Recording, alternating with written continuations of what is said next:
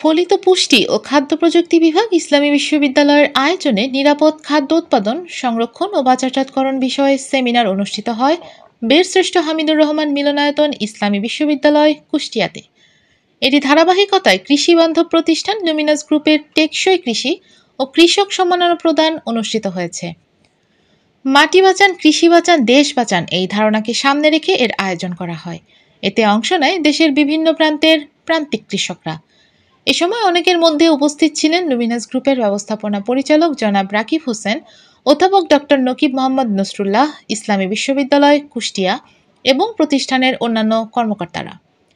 এছাড়াও সম্মানিত অতিথিবৃন্দ হিসেবে উপস্থিত ছিলেন Shamim Ahmed, vice chairman Luminous miracle agro limited Dhaka, Mohammad Anwar Hossain, পরিচালক প্রশাসন লুমিনাস গ্রুপ, জাফরুল্লাহ পাটোয়ারি, পরিচালক অর্থ Luminous group, Haji Mohammad Alauddin, miracle agro and cosmetic CEO Luminous group. Luminous গ্রুপের পক্ষ থেকে প্রত্যেক কৃষককে 50 কেজি ইউরিয়া সারের বিকল্প হিসেবে বিশেষ উপকরণ ন্যানো গ্রোথ ও মিরাকেল গ্রোথ বিনামূল্যে প্রদান করা হয়। এই উদ্যোগ সম্পর্কে লুমিনাস গ্রুপের ব্যবস্থাপনা পরিচালক জনাব রাকিব হোসেন বলেন, টেকসই কৃষি উন্নয়ন ও মাটির স্বাস্থ্য রক্ষায় রাসায়নিক সারের ব্যবহার কমানো আমাদের লক্ষ্য। ন্যানো গ্রোথ ও মিরাকেল গ্রোথ ফসলের উৎপাদনশীলতা বাড়ানোর পাশাপাশি মাটির গুণাগুণ সংরক্ষণে সহায়ক হবে।